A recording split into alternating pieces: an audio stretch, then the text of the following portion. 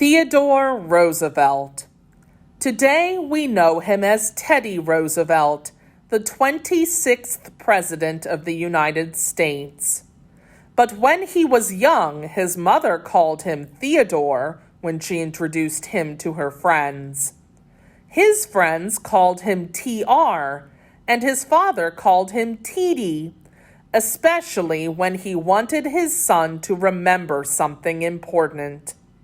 TD, he might say, there is nothing more important than a good education. And he would listen. Teddy Roosevelt always listened to what his father said. When he was 6 years old, Teddy, his younger brother, and a friend were visiting their grandparents in New York City. But one day the children did not play as they usually did. On this day, they stood by a window with Teddy's father and watched as a train rolled slowly by. Mr. Roosevelt told the children, "Inside that train is the body of Abraham Lincoln, the President of the United States." President Lincoln had died, and the train was taking his body back to his home state for his funeral. A funeral is when people gather to honor someone who has died. A lot of people loved Abraham Lincoln, Mr. Roosevelt continued, and thought he was a very good man. People were sorry that President Lincoln died. They gathered along the train tracks to show how much they would miss him. Teddy thought about this for a minute and then asked his father, "Do you think President Lincoln was a good man, Father?" Teddy greatly admired his father, so he wanted to know how he felt about the president. Mr. Roosevelt replied, "I think Abraham Lincoln was a great man and a great president." He continued, "A great president can help a lot of people and do a lot of good things. Abraham Lincoln came from a poor family, but he worked hard. He was smart and kind. So many people thought highly of him that he was elected president." Mr. Roosevelt told Teddy that Abraham Lincoln was a perfect example of why he should not judge or form an opinion about someone by the kind of clothes they wear or whether they live in a fancy part of town. Judge them instead by what they do and why. Teddy Roosevelt had asthma, a medical condition that made it hard for him to breathe. Because of his illness, he rarely got out when he was young to meet different kinds of people in different parts of town. His father told his son that he shouldn't let his health issue keep him from living an active life. He said, "Build up your body and don't be afraid to push it." Once again, Teddy listened to his father. He worked very hard to build up his body. He spent more time outdoors climbing mountains, hiking for miles, and fishing and hunting. Teddy built up his mind, too.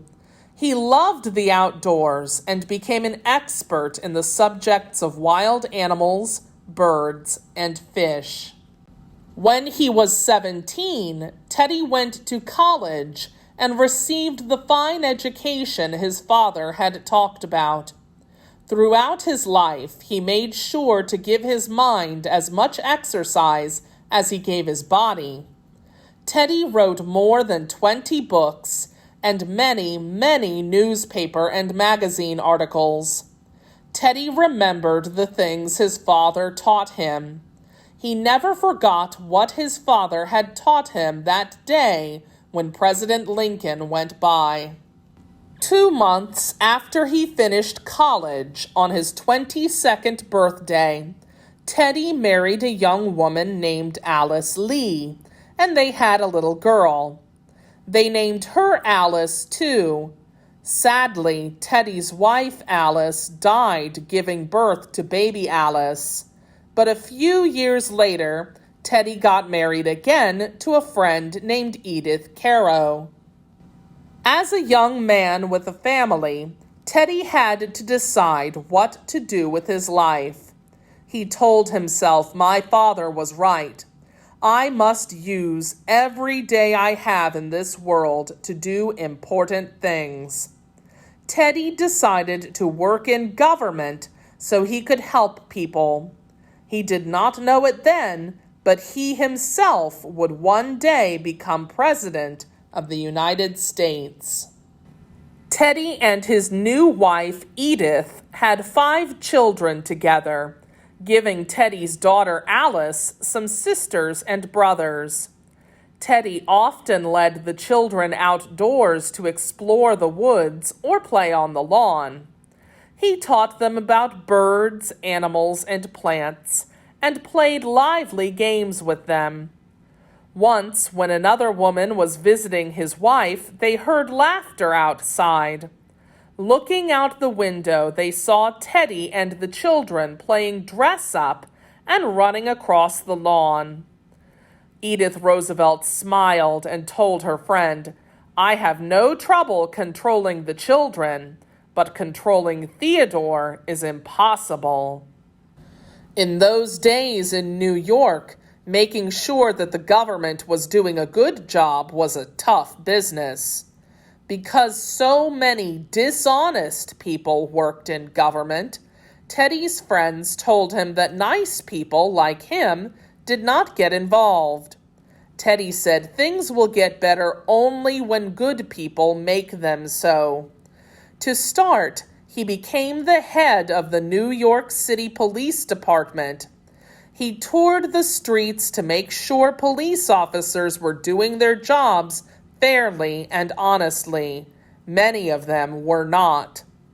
A few years later, the President of the United States, William McKinley, made Teddy Roosevelt the Assistant Secretary of the U.S. Navy.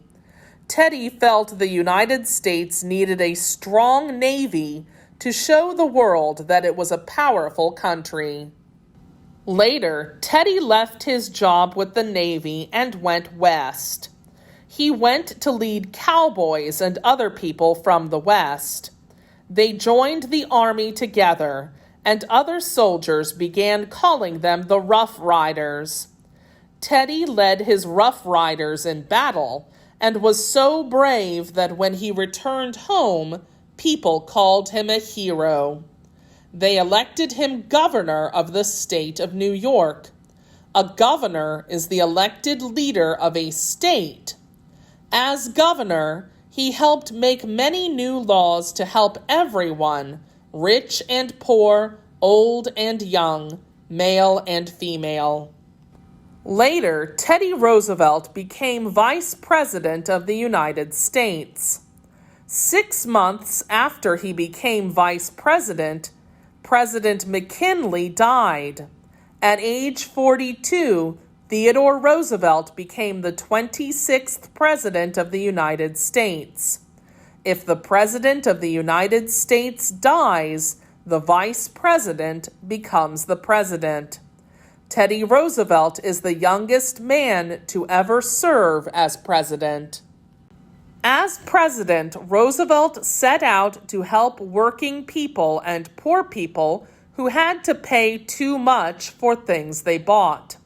President Roosevelt also tried to be a peacemaker. People said Teddy wants America to be strong enough to win wars, but he thinks peaceful talking is better. As he put it himself, speak softly, but carry a big stick. Busy as he was, President Roosevelt still found time for the outdoor activities he loved as a child. He once said all Americans deserve clean air, clean water, and beautiful outdoor spaces to explore. We should set aside special places now, while they are still natural and wild, so our children and grandchildren may know the joy of the outdoors. President Roosevelt believed one of the most important things a president could do was to keep making the country a better place. He asked, "What will happen if one day our forests are gone?"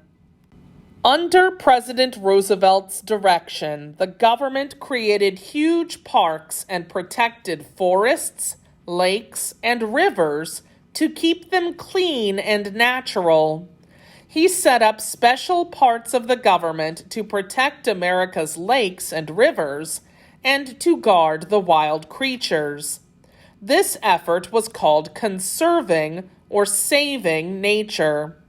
Today, we still enjoy the parks and wild places President Roosevelt saved.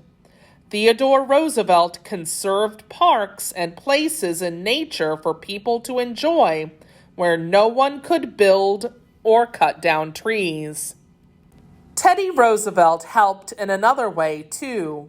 Once, while he and some friends were out hunting, President Roosevelt showed compassion by refusing to kill a black bear.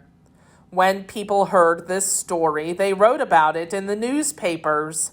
Some people in New York City who sold toys began selling stuffed toy bears. They called them teddy bears in honor of President Roosevelt. So Teddy Roosevelt conserved nature for us to enjoy the outdoors. And he left us with teddy bears to hug indoors. No wonder we say, there was a great president.